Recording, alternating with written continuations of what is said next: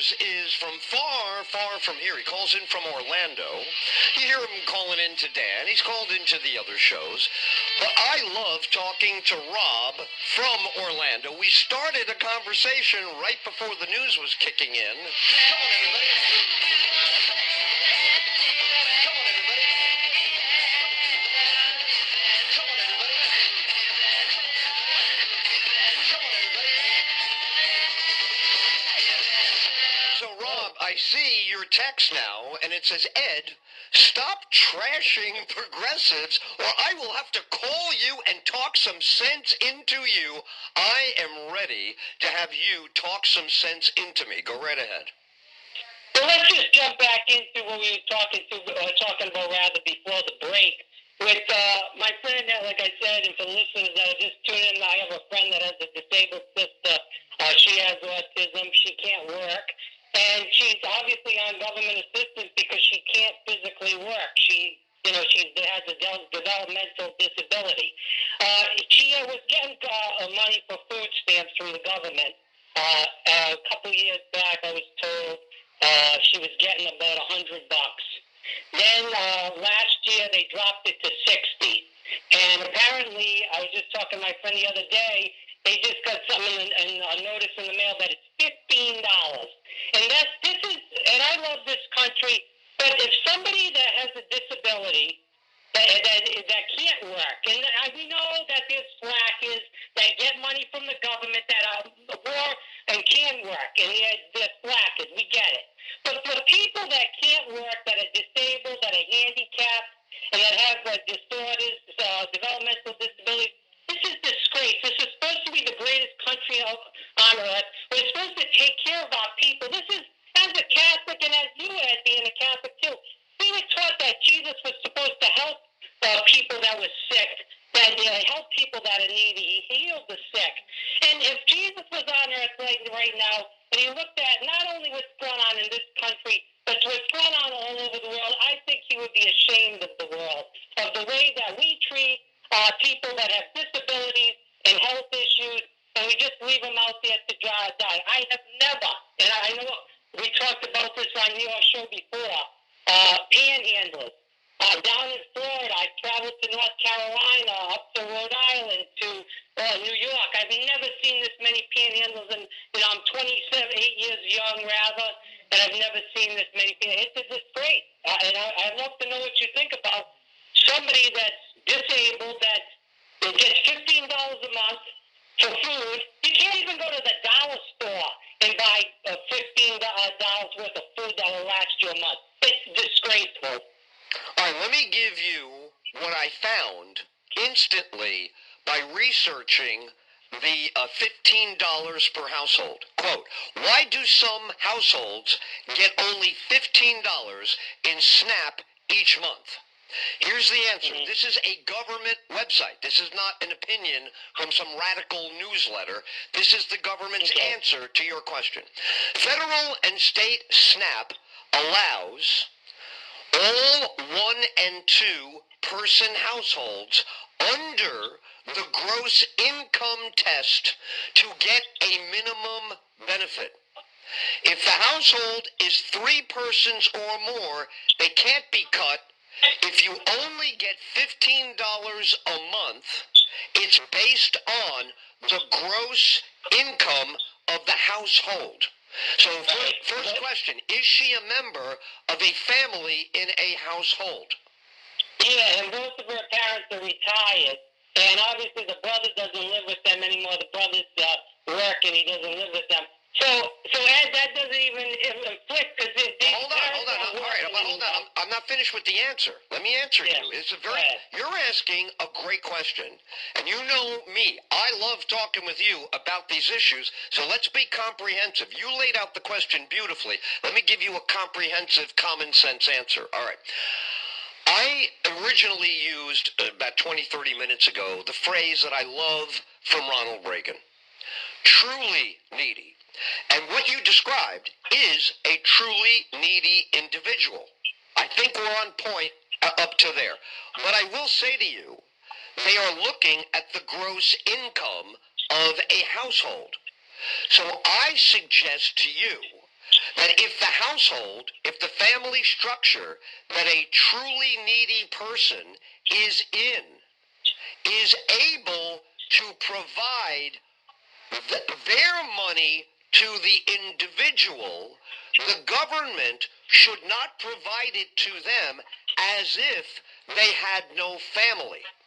I believe in that principle, where you say, look, who do you live with? Well, I live with my uncle, my this one, my that one. How many of you? Well, there's 3 of us in the household, sometimes 4. I would say it is okay.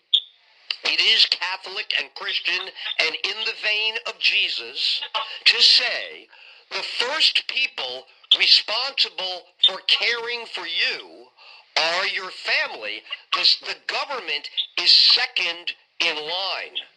And if you file taxes and have an income over a threshold that is in the law books, I support the first resort is your family, the government is your second resort. Okay, so what happens if the parents die and the person can't physically take care of themselves, obviously, with a developmental disability? Then what happens? They just throw them into a group home, let them rot away, just like a lot of people do with their mothers or fathers. A lot of people don't want to handle their family. They just throw them and let them rot away. I don't believe in that. I'm sorry, as a Christian and a Catholic, I don't believe in that. I think that where we disagree is that. Hold on. With the second part, what you just added right now, if the person that you described as truly needy winds up being their own one-person household, then I support a significant increase up to, according to the same law that I just read to you, it says, once you are verified as a single-person household, you go from $15 a month up to $190 a month. So if you're on your own disabled, $190 goes a long way to fill the refrigerator. If you're in an expensive household where there's money, $15 is a message. The message is, yes, we're going to help, but we're going to help as the second resort, not as the first resort. What is your thought on that? I'm sorry, we disagree. When 2 people that are living with this girl are retired and have 0 income besides Social Security, and the person can't work, and you're saying that $15 is from the government is some big deal? Come on, Ed. That's a joke. Hang on. I'm going to answer. I got an answer on the other side of the break. But on this topic, he hasn't heard from you. Call Ed Till now at 302-839-1059. Local, homegrown, not words you hear that often, but they still have a lot of value that says we're here to prove ourselves every day. And that's what happens at every one of the many Concord Pet Food and Supplies locations. Concord Pets began with a single location, opened by a local guy in Brandywine 100. Now, with their many stores throughout A great song by Stevie Ray Vaughan, right?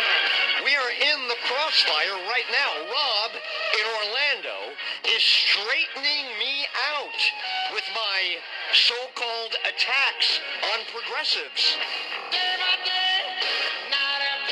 Oh, I missed that guy. I was the last one to see him alive. Do you know that? I shook his hand and that helicopter went down like 15 minutes later. All right, Rob in Orlando, thank you for holding on. Go ahead. I didn't want to cut you short. I had to do that break. Go right ahead.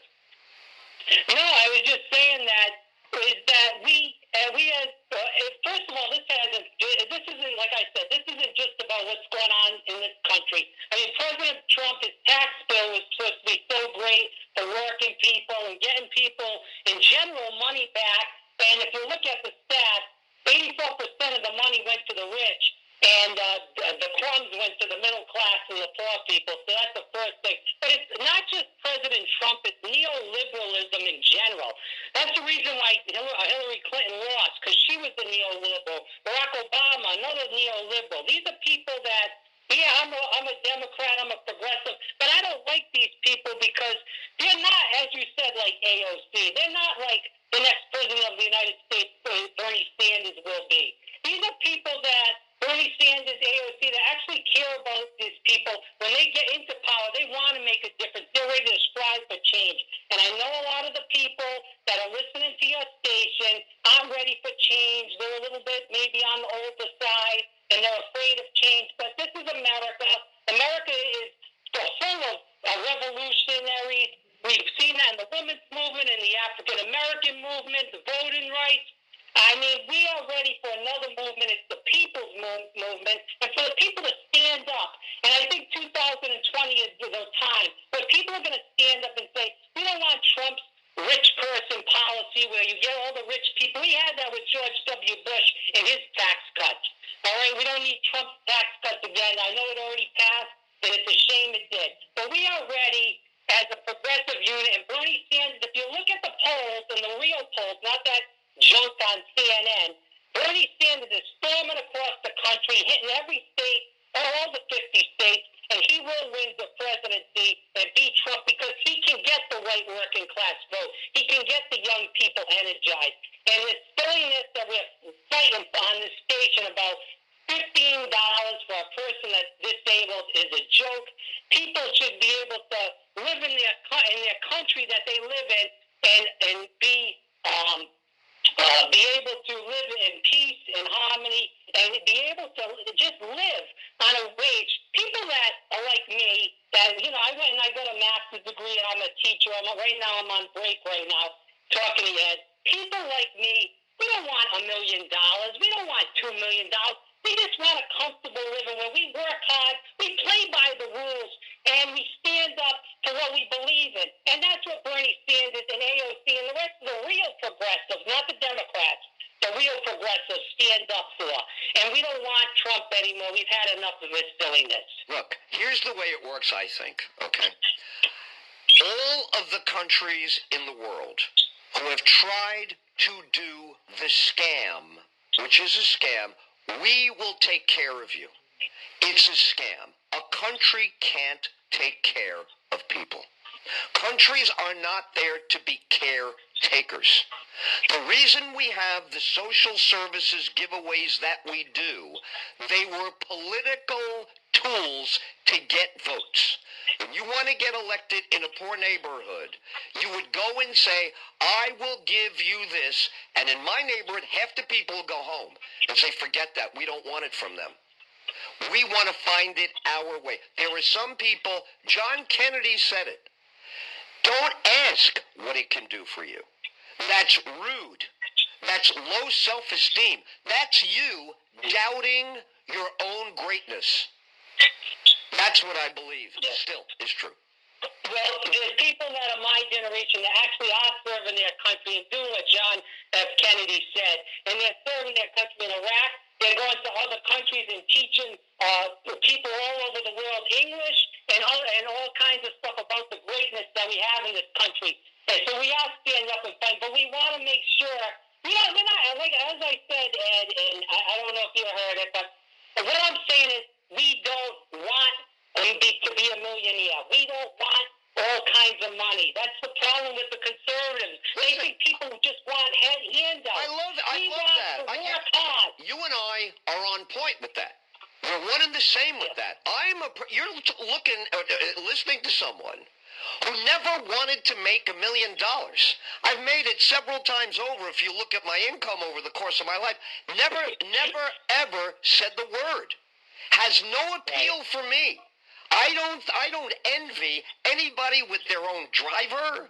I don't envy guys with Maseratis.